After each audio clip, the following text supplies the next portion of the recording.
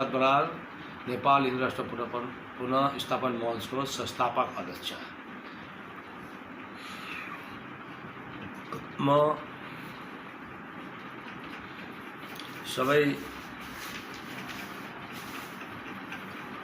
इन्जिनियरको तर्फबाट विष्णु सरको तर्फबाट सबैलाई नमस्कार। बुवा आमा दाजुभाइ दिदीबहिनी छोरी बुहारी अधिकारी प्रशासन तथा मित्रहरू सबैलाई प्रणाम गर्दछु, लगायत पण्डित साधु सन्तहरूलाई ढोक गरे। म केही शब्द राख्न चाहे, ध्यानपूर्वक सुनिदिनु हुन बिन्ती गर्दछु, किन यो जनताको र देशको हितको निम्ति अनिवार्य भएको छ।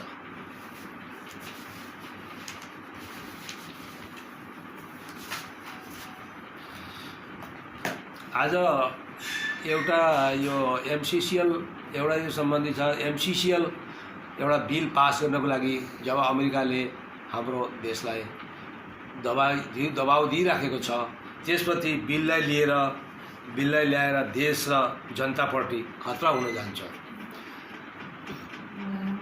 जब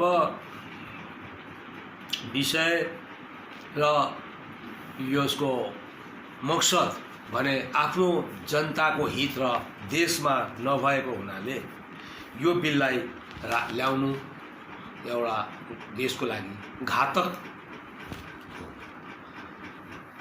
र यो बिललाई आज हाम्रा संसदहरूले सरकारले झुलाएर राख्ने, पेन्डिङ गर्ने यसको कारण के हो, त्यो पनि एउटा विषय हो। जनताले कसरी यसलाई बुझ्नुपर्ने अनि के चासो, कसको चासोले यस्तो भइरहेको छ, यो पनि एउटा मसला हो कि गम्भीर मसला हो। कसले चासो लिएको छ र कुन पार्टी यसमा सामेल भइरहेको छ कि बिललाई हामीले ल्याउनुपर्छ र बिल हामीले पास गर्नु छ भनेर, यो पनि एउटा विषय वस्तु हो जसलाई हामीले छलफलमा जानुपर्छ। देशका प्रतिनिधि भएर आफ्नै देशको खुसीले बिल पास गर्ने, जनतालाई थाहै नदिने, अनि पछि त्यहाँ पनि भएन, त्यो बिल त पास भयो एमसीसीएल, आज यस्तो भयो, हामी के भयो। त्यो यसमा कसको चासो हो? न त यस्तो बिललाई यदि पासै गर्नु छ भने सबै जनतालाई प्रतिनिधिहरूले पठाएर सबै युवाहरूलाई देखाएर यो बिल हाम्रो हितमा छ कि छैन, के गर्न पर्ने भनेर मिडियाहरूलाई देखाएर, सबैलाई देखाएर देशको हितमा छ कि छैन, यसको एउटा कमेन्ट्स र एउटा सुझाव लिन आग्रह गर्दछु। न सुझाव छ जनताको, न यसमा कोही चासो छ। यसमा के फाइदा छ हाम्रो देशलाई? यदि हामीले बिल आज ल्यायौँ भने हामीलाई देशलाई के हुनेछ? युवा निर्माण हुनेछ? के देशमा अर्थ आउनेछ? के देश विकास हुनेछ? के देशमा भ्रष्टाचारी मेटनी छ? केही हुनेवाला होइन। चावडा मुद्दामा भने हामीले बिल ल्याउन पर्ने पनि केही छैन। त्यही भएर बिललाई सिधै खारिज गरेर रिजेक्ट गरेर उसमा हाल्नुपर्ने ठाउँमा एउटा आलमारीमा बन्द गरेर राख्ने ठाउँमा र कम्युनिकेट गरिदिनु पर्ने। एमसीसीएल जसले प्रपोज गरेको हो उसलाई भने कि हाम्रो यो कारणले हामी बिल ल्याउन सक्दैनौँ, यो देश र जनतालाई खतरा छ, अनि यो जनता र देशको विषय हो, हामी प्रतिनिधि हो, हामीले यदि जनताको विरुद्धमा हामीले कोही पनि निर्णय लियौँ भने त्यो हाम्रो लागि पनि राम्रो हुने छैन। त्यही भएर यो बिल हामीले पास गर्न सक्दैनौँ, यो तपाईँले बिल लैजानुहोस्, रिभ्यू गर्नुहोस् भनेर पठाइदिएको सक्यो। रिभ्यू गर्नुहोस् भन्ने आफूले गर्दैन गर्ने, रिभ्यू गर्छ 2 साल लाग्छ, 2 साल पछि आउँछ फेरि अर्को रिभ्यू गर्नु लगाउने। त्यो नगर्नु कामलाई त त्यही त हो गर्नुपर्ने। त्यो किन बुझ्नु भएको छैन हाम्रो प्रतिनिधिहरूले? यो एउटा विषय हो।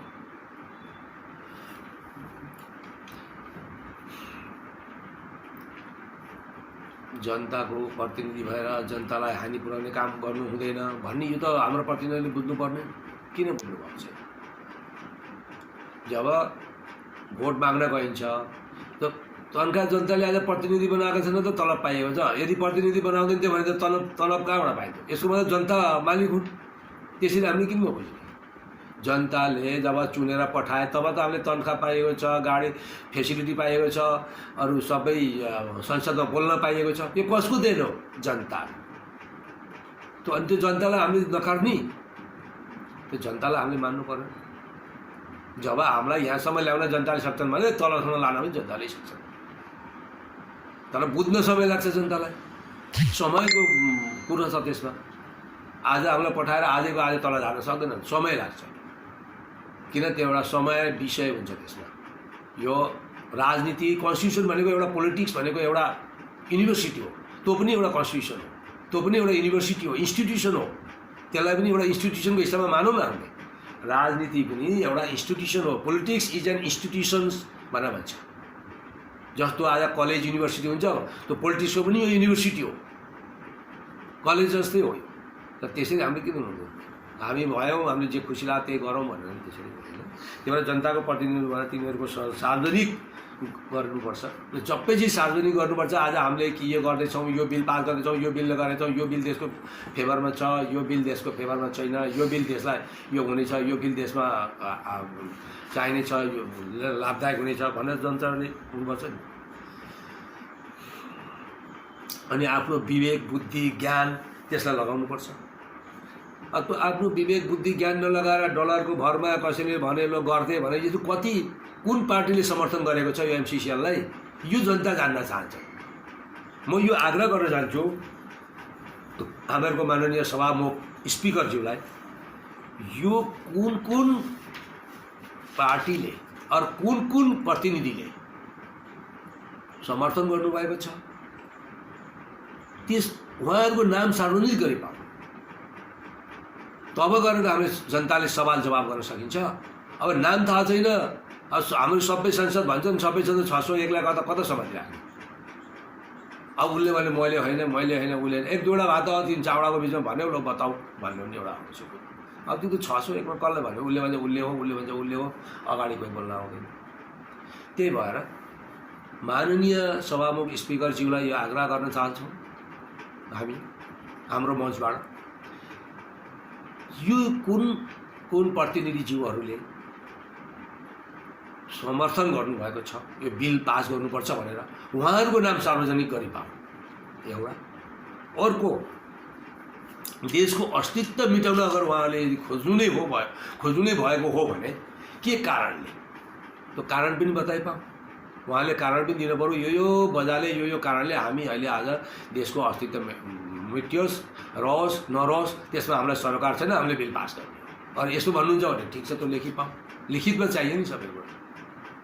अरे एडभान्स टेक्नोलोजी देश हो, आज एजुकेटेड बढ्दै गएको छ, day by day technology advance हुँदै गएको छ। अनि जे खुसी लाग्छ त्यही गर्ने, यो त हुँदैन। त्यही भएर यो एउटा इतिहास हुन जान्छ। अनि अर्को म भन्न चाहे, ये हाम्रा बाबुराम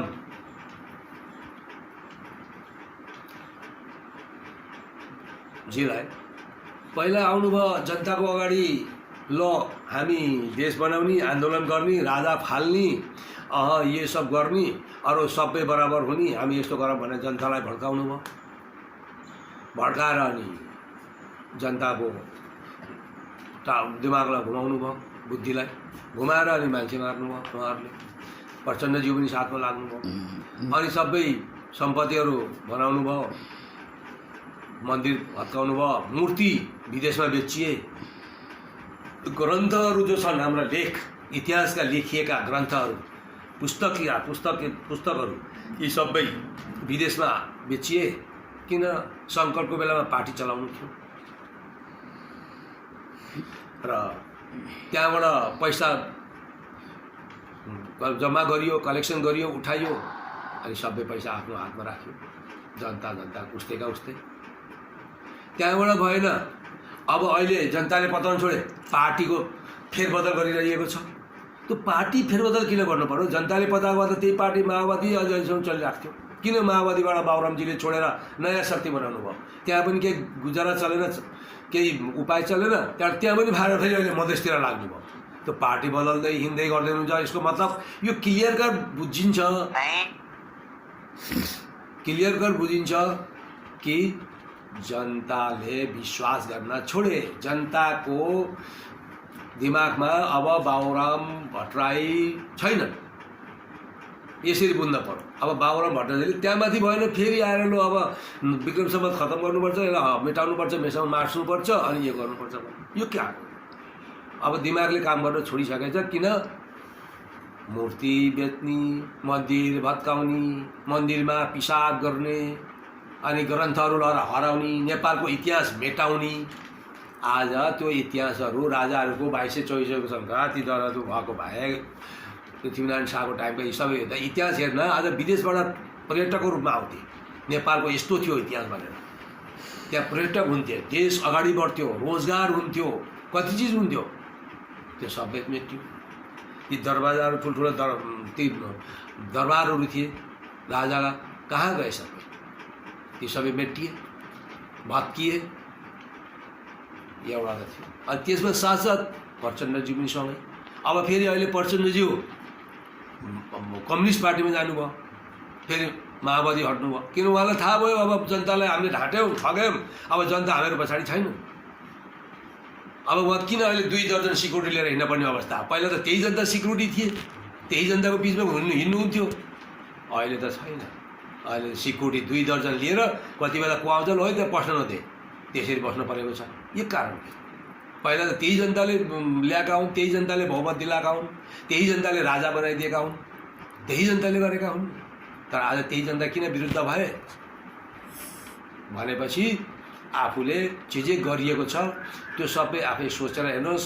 तपाईँहरू एउटा विद्वान बुद्धिजीवी पूर्व प्रधानमन्त्रीज्यूहरू हुनुहुन्छ र देशलाई मास्ने बाटो काम नगर्नुहोस्, देशमा हिन्दू राष्ट्र स्थापना गर्नुहोस्, बुद्धि पनि राम्रो हुन जान्छ।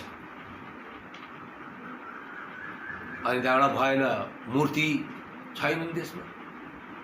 अनि आज पार्टी बदल्दै अब कताबाट के भन्छ? अब भोलि गएर फेरि एउटा हाँगोबाट अर्को हाँगो, अर्को हाँगोबाट अर्को हाँगो। यो कोही तरिका हो कि? मान्छे त उही हो प्रचण्ड, उही हो बाबुराम भन्छन्। जुन पार्टीमा गयो भने मान्छे त उही हो नि। त्यसरी किन बुझ्नुहुन्न उहाँहरूले? त्यसरी जनतालाई गुमराह गर्नु पाइन्छ। अब भोलि कुन पार्टीमा जाने? त्यही भएर अनि त्यहाँमाथि भएन। अहिले त्यो अलिकति बसेका जो 84% भइसकेको छन्, 81%, तिनलाई पनि मेटाउनको लागि ल यो मेटाउनुपर्छ, ऊ मेटाउनुपर्छ। अरे त्यति साह्रै ऊ गर्ने अत्याचार गर्न पाइन्न नि यो। अनि यो ओली सरकारले पनि 4 अरब प्रचण्डजीले मुद्दा हालेका छौँ, फाइल खोल्यो, भ्रष्टाचार गर्नुभयो भनेर टिभीमा, च्यानलमा सबै जग्गा लिएर हिँड्नुभयो। हामीसँग सबुत छ, तर खोइ त कारवाही गरेको। अहिले फेरि 2टा एउटै मुख लाएर हिँड्नुहुन्छ। यसको पछाडि पनि केही न केही राजनीति छ। अब त्यसो भन्दा उसले पनि भनेर अरूले खाएको मनी खोल्छु, अनि त्यहाँमाथि भएन। अब सबैको खोल्छु। प्रचण्डजीले पनि एक दिन भन्नुभयो, मलाई कसैले कारवाही गर्छ भने सबैको कारवाही हुनुपर्छ, देउबाजीको हुनुपर्छ, ओलीजीको हुनुपर्छ, उसको हुनुपर्छ भनेर प्रचण्डजीले आफै खोल्नुभयो फेरि मिडियामा। भनेपछि अब को सही हो, कोही गलत हो, अब यो कसरी हामीले छुट्याउने? जनताले त छुट्याउन सक्दैन। अब उसले यसो गर, उसले यसो गर, उसले यसो गर भनेर। त्यही भएर अनि फेरि प्रचण्डजीले ओपन खुल्ला 10,000 मान्छे मारेर ल मैले 10,000 मान्छे मारेर आज म राजनीतिमा आएको भन्नुहुन्छ। यो कहाँको नियम हो? मान्छे मारेर राजनीतिमा आउँदा कहाँ लेखिएको छ? कुन चाहिँ संविधानमा लेखिएको छ? संविधान त छैनन्, कहीँ ग्रन्थमा भने लेखिएका छैनन्। हिन्दूवादीका धेरै ग्रन्थहरू, इतिहासहरू छन्, त्यहाँ पनि लेखेको छैन मान्छे मारेर राजनीति गर भनेर। त मान्छे मारेर राजनीति गर्नु, मान्छे मारेर पैसा लुट्नु, अरू आफै नेतृत्व गर्नु, यो त कहीँ पनि लेखिएको छैन। भने त फाइल खोलेको छौँ भन्नुहुन्छ, उता प्रचण्डजीको फाइल खोल्यो ल 4 अरबको भ्रष्टाचार भएको फाइल हामी खोलिराखेका छौँ भन्नुहुन्छ। फेरि माननीय प्रधानमन्त्रीजी ओली साहबले फेरि त्यही बेला बन्द गर्नुहुन्छ। फेरि 2टा भएर एक मत लाएर कुरा गर्नुहुन्छ। अब कसको कुरा बुझ्नु जाने? यसको मतलब जनता मूर्ख, तपाईँहरू बाठो, अरू सबै मूर्ख, देशका विश्व मूर्ख हेरिराखेका छन् विश्वले मिडियामा, तर सबै मूर्ख। यो पनि एउटा गम्भीर मसला हो। अनि जति पनि पैसा आज प्रचण्डजीको भारतमा पैसा छन्, स्विस एयर ब्याङ्कमा पैसा छन्, यो सबै के हो? यसको स्पष्टीकरण दिनुहोस् अलिकति, जनताले जानुन् मेरा पैसा कहाँ कहाँ छन् भनेर। तपाईँले बताउनु जरुरी छ। आवश्यक पर्यो। तपाईँले आज यत्रो देशमा को गरेर तपाईँले प्रतिनिधि गर्नुभयो, तपाईँले आफै देश चलाउँछु भन्दै हुनुहुन्छ, तर पनि आफ्नो खुलासा गर्न किन डराउनुहुन्छ? दिनु भन्नुहोस् कहाँ कहाँ कति पैसा छन्, कति गर्न के गर्न राखेका हुन्, कहाँ लगाउनुको लागि राखेका हुन् र के गर्न राखेका हुन्, ती पनि अलिकति खुलासा गरिदिए जनताले त्यही हिसाबले अगाडि प्लान गर्छ।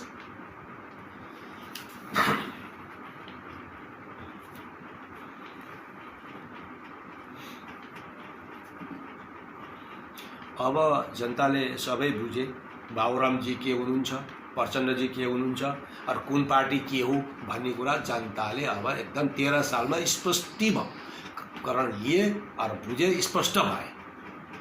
अहिले त्यही माथि काम गर्छ।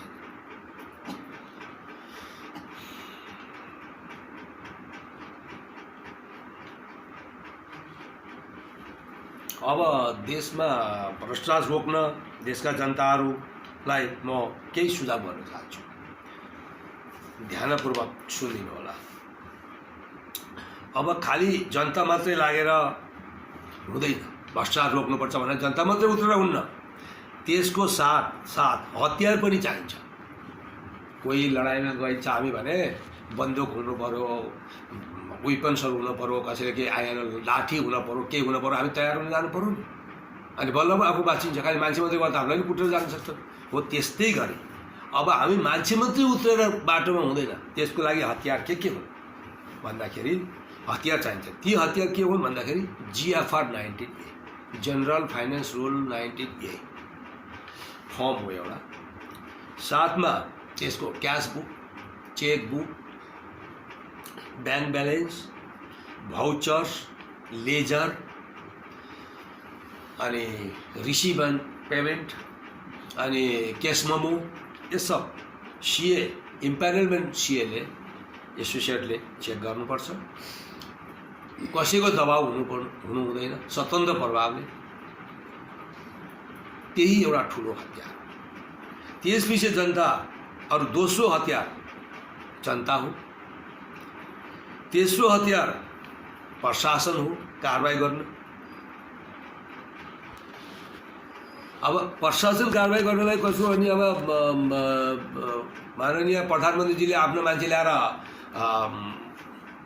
ठुलो पोस्टमा राखिराख्नु भएको छ। तलका जे अधिकारीले जे भन्नु त्यही गर्छन्। त्यही भएर त्यसलाई कसरी प्रशासनलाई कसरी हामीले मान्ने भन्दा एउटा फाइनेन्स स्ट्यान्डिङ कमिटी बनाउने। त्यो कमिटीमा अनुसन्धान विभागको एउटा अधिकारी हुन्छन्, प्रशासन पुलिस डिपार्टमेन्टबाट एउटा अधिकारी हुन्छन् फाइनेन्स कमिटीमा, आर्मीबाट एउटा अधिकारी हुन्छन्, 3 जना भए। एनजिओ एउटा जो एक्सपर्ट छ, जसलाई अनुभव छ, जसले जानेको हुन्छ, समाजसेवी सङ्घ संस्थाको, उसलाई त्यस्तो मान्छे एउटा 4 जना भए। अनि 3 जना मिडिया, 7 जना भए और 3 जना सीए, चार्टर्ड एकाउन्टेन्ट 10 जना। यी मान्छे बसेर एउटा फाइनेन्स कमिटी हामीले गठन गर्नुपर्छ।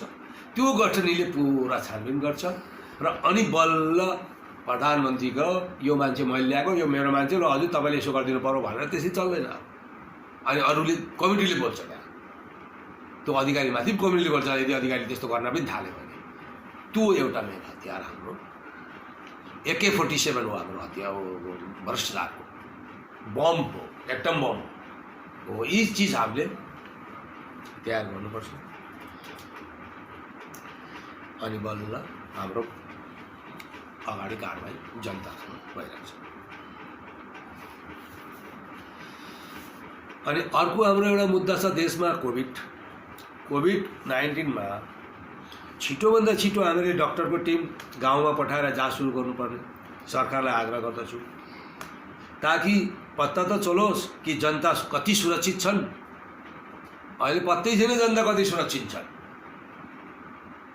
अहिलेसम्म कोही पत्तै छैन, कति सुरक्षित छन् कति सुरक्षित छैन त्यो अहिले पत्तै छैन।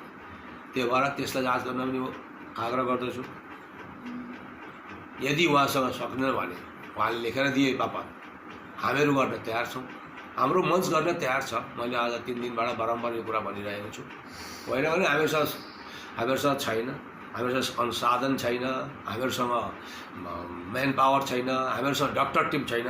त्यही भएर तपाईँहरूले गर्दा राम्रो हुन्छ भनिदियो भने हामीलाई लिखितमा दिनु पऱ्यो, हामी गरिहाल्छौँ। तर लिखित अर्डर चाहियो, आदेश। हामी हिन्दू विरोधी पनि हौँ,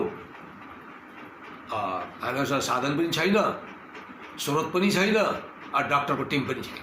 यो चारवटा चिजले हामी तुरन्त कारवाही सुरु गर्छौँ। अझ अर्को एउटा मुद्दा आएको छ फेरि, यो जो नेपालमा यी भएका यी जो फ्याक्ट्रीहरू किन बेचिएका थिए? हेटौडा उद्योग फ्याक्ट्री बेचियो, सिमेन्ट फ्याक्ट्री बेचियो, जनकपुर चोरखाना बेचियो, बोटोवलको धागो कारखाना बेचियो, ब्रेगन्जको चिनी फ्याक्ट्री बेचियो, भिरकुटी कागज फ्याक्ट्री नारायणघाटको बन्द गराइयो, बाँसबारी उद्योग प्राइभेट लिमिटेड बन्द गराइयो, शान्ति वनस्पति उद्योग बन्द गराइयो, अनि नदी नाला अर्कालाई दिइयो सम्झौता गरेर। अनि बच्यो के हामीहरूसँग? अब हामीहरूसँग बच्यो के गर्न पर्ने? हामीले गर्ने के खोक्लोमा? एउटा सानो प्लट लिएर 100 गजको प्लट लिएर बसेर भयो न? अब देश चलाउनेलाई हामीलाई स्रोत साधन चाहियो। स्रोत साधन भनेको यिनै थिए। यो पनि एउटा गम्भीर मसला हो। मतलब आफू भएको चाहिँ हाम्रो प्रधानमन्त्रीज्यू त उखान र टुट्काको राजा हुनुहुन्छ। हाँडीमा कणिका छन्जेल्छ निन आउँदैन भनेको त्यस्तै पाराले हाम्रो देश बेचिएको छ।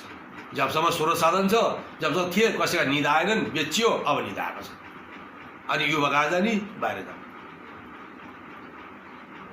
आफूलाई राजनीति गर्ने सजिलो भयो बुढापाकालाई सम्झाउन, किनभने युवा छैनन् देशमा, खान पर्यो, जान पर्यो, परिवार पाल्न पर्यो। यो एउटा गम्भीर समस्या देशको, गम्भीर समस्या र देशलाई बर्बादतिर लैजाने समस्या। यसलाई छिटोभन्दा छिटो यो जो सबै आफ्नो पक्षमा ल्याएर फेरि कुन हेटौडा सिमेन्ट फ्याक्ट्री चालु हो, सबै जति पनि गरेर सबैलाई फेरि दोबारा चालु गरेर वहीँ निर्माण गर्न सुरु गरेपछि उहाँ युवाहरूले आफ्नो रोजगार त्यही पाउँछ। अनि नदी नालामा जति पनि अहिले यो गरियो, सम्झौता गरियो, सबै अब क्यान्सल गर्नु, क्यान्सल गरेर रिभ्यू पिटिसन हालेर क्यान्सल गरेर अनि आफै गर्नु पर्यो। हाम्रो स्रोत साधनै छैन नि, खालि बस्ने ठाउँ मात्रै एउटा उलिएर हुन्छ। त्यही भएर गर्नुभन्दा अगाडि धेरै सोच्नुपर्छ, कमिटी हुनुपर्छ। कोही बिल ल्याउनुभन्दा कमिटीमा पास गर्नुपर्छ। स्ट्यान्डिङ हुँदा पर्पल कमिटी हुन्छ। पर्पल कमिटीमा किन जानुहुन्न तपाईँ? पार्लियामेन्ट स्ट्यान्डिङ कमिटीसँग कमिटीलाई पर्पल कमिटी भन्छ। पर्पल कमिटीमा बिल छलफलको बहसको मुद्दा हो यो, उहाँ लिएर जानुपर्छ। अनि पर्पल कमिटीबाट पास गरेपछि अनि बल्ल ल हामीले बिल पास गर्ने भयो। छैन, बिल आयो, कसलाई मेरो मान्छे ल ल म गरिदिन्छु भइहाल्छ भनेर त्यसै त हुँदैन। त्यसै त देश चल्दैन। यो त घरको खेती जस्तो भयो। घरमा आफ्नो श्रीमानले मैले आफ्नो पैसा दिन भने श्रीमती र छोराछोरीहरू कराउँछन्, चासो लिन्छन् भने यो त देशको हो, देशले चासो लिन्छ, युवाले चासो लिन्छ। त्यसै चल्दैन। घर चलाए जस्तो वान म्यान सो चल्दैन। अब यो पनि एउटा गम्भीर मसलाको विषय। अर्को, अब जति पनि सिए छन्, सिए एसोसिएसनमा यो आग्रह गर्न चाहन्छु, सबैले आफ्नो आफ्नो एसोसिएटबाट एउटा इम्प्यानलको लागि अब सरकारलाई लेख्ने पत्र लेख्ने, अरू एउटा विभागमा एउटा इम्प्यानललाई लेख्ने।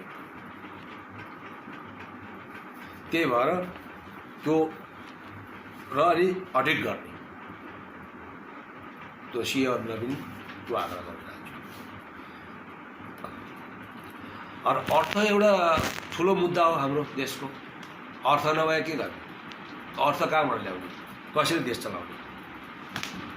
अर्थ भनेको अर्थशास्त्री, एक्सपर्ट, अनुभव भएका अर्थशास्त्रीहरू, जसले अर्थशास्त्री पढेर एक्सपर्ट अनुभव चलाएर देशलाई अगाडि बढाएको। जैसा बानर्जी आज उहाँ युरोपमा कता हुनुहुन्छ, गरिबी रेखाबाट कहिलेसम्म निक्लिन्छ भने बानर्जीलाई अस्ति उसमा BBC वर्ल्डमा उहाँले बोलिरहनु भएको थियो। उहाँ अमेरिका कता युरोपतिर बस्नुभएको छ। त्यो यस्ता मान्छे खोजेर लिएर आएर कन्सल्टेन्सी दिएर आफ्नो देशलाई कसरी अगाडि बढाउनु त्यसको काम गर्नुपर्छ।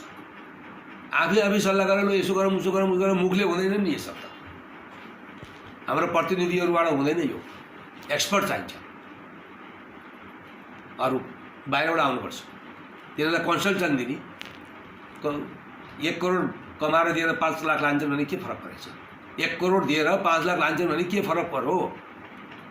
कन्सल्टेन्सीमा बर्बाद त भएन नि देश, अनि हमेसाको लागि मजबुत भइरहेको नि त देश त हो। त्यही भएर यस्ता मान्छे ल्याउनुपर्छ, त्यसको लागि टेन्डर गर्नुपर्छ, ग्लोबल टेन्डर, यस्तो यस्तो मान्छे रिक्वायरमेन्ट भनेर हो। त्यस्तो हिसाबले जानुपर्छ, ग्लोबली हामीले छोड्नुपर्छ, अनि इन्फर्म गर्नुपर्छ, अरू वान्टेडमा राख्नुपर्छ।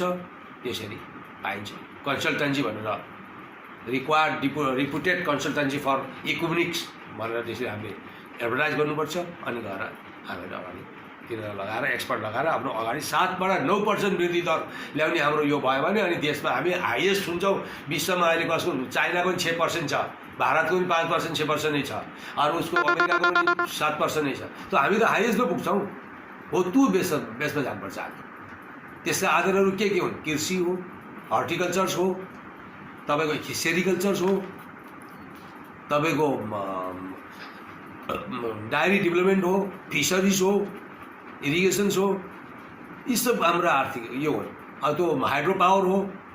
त यिनलाई हामीले आर्थिक बनाउँदै बेस आधार बनाउँदै अगाडि बढ्नुपर्छ। त्यही हिसाबले हाम्रो 7बाट 9% वृद्धि बनाउनुपर्छ र त्यसले अगाडि हामी बढ्नुपर्छ। यसरी एउटा यो गरेर तपाईँहरूले यसमा पनि प्रधानमन्त्रीज्यूले आग्रह गर्न चाहन्छु, ध्यानपूर्वक सोचिदिनु होला। देशको भविष्यको कुरा छ यहाँ, अरू युवाको कुरा छ, युवा निर्माणको कुरो छ, देशमा प्रचलित गर्नुपर्ने अर्थको कुरो छ, देशलाई अगाडि तरक्कीमा लैजानुपर्ने विकासको कुरो छ। त्यही भएर यी सब चिजलाई ध्यानपूर्वक सुनिदिनुपर्छ। जो चाहिने र जो देशको भविष्य हो त्यसलाई हामीले ध्यानपूर्वक अगाडि हेर्दै गएर गर्नुपर्ने वस्तु हो। विदेश नीतिमा सुधार ल्याउनु पर्यो। आज पहिलेदेखि बनाएको राखेको विदेश नीतिलाई त्यसैलाई लिएर हिँडेर हुन्न। अब सुधार अहिले नयाँ आजको दिनमा अपडेट विदेश नीति ल्याउनु भयो। त्यसको लागि पनि एउटा कमिटी गठन गरेर छिटोभन्दा छिटो यसलाई पहल गर्नको लागि आग्रह गर्छु। अरू एउटा बारम्बार भनिरहेको छु, दिल्लीमा रहेको राजदूतावास कार्यप्रणाली किन दिन सक्नुहुन्न?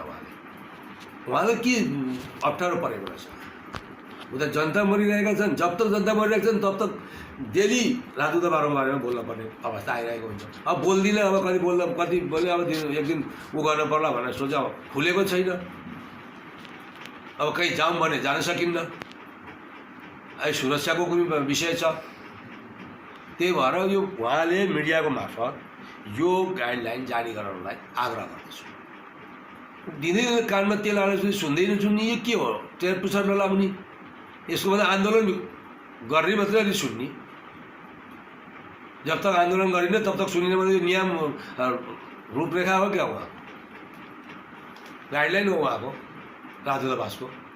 त्यही भएर यो एउटा आफ्नो गर्नुपर्ने कर्तव्यहरू के हुन् भारतमा रही, अनि मरेका जनताको जवाबदारी कसले दिने हो, जिम्मेवार को हुने हो, भोकै मर्ने जनताहरूको यो राजदूतावासले जिम्मेवार दिनुपर्छ। अब राजदूतावासको ही यो हो।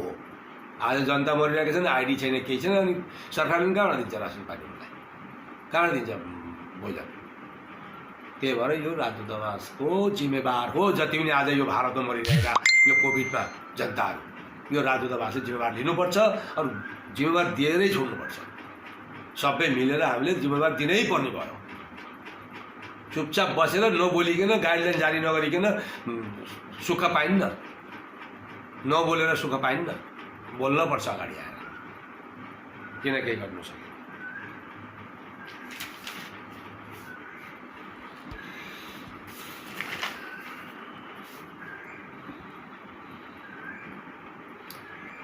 तो आज हाम्रो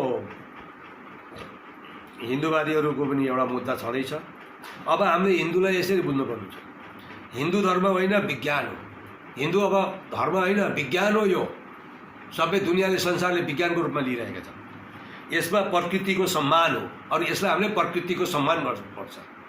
प्रकृति नभए त देश चल्दैन। प्रकृति विज्ञान यो सबै हो। यही भएर हिन्दू महान हो। त्यही भएर हिन्दू महान भएका छन्।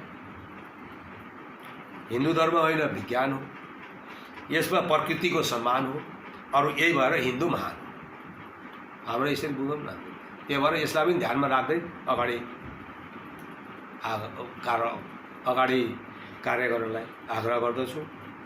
बिन्ती गर्दछु हाम्रो प्रतिनिधिहरूलाई, मन्त्रीहरूलाई, प्रधानमन्त्रीज्यूलाई र देशमा अर्थको सबभन्दा ठुलो एउटा समस्या छ, विदेश नीति सबभन्दा ठुलो समस्या छ, कोभिड-19 डक्टरको टिम पठाउन सबभन्दा ठुलो छ, रासन गरिब जनतालाई रासन दिन सबभन्दा ठुलो छ। 15 दिनको लागि स्टक तुरुन्त गराउन लागि आग्रह गर्दै म आफ्नो वक्तव्य यहीँ आज म समाप्त गर्दछु। फेरि आउनेछु, देवी देवता कहाँ जन्मे, कहाँ बसे, कहाँ थलो के हो त्यो लिएर फेरि आउनेछु हजुरको माझमा, र त्यति बेला पनि सुनिदिनु होला भन्दै म आफ्नो वक्तव्य यहीँ समाप्त गर्दैछु। नमस्कार।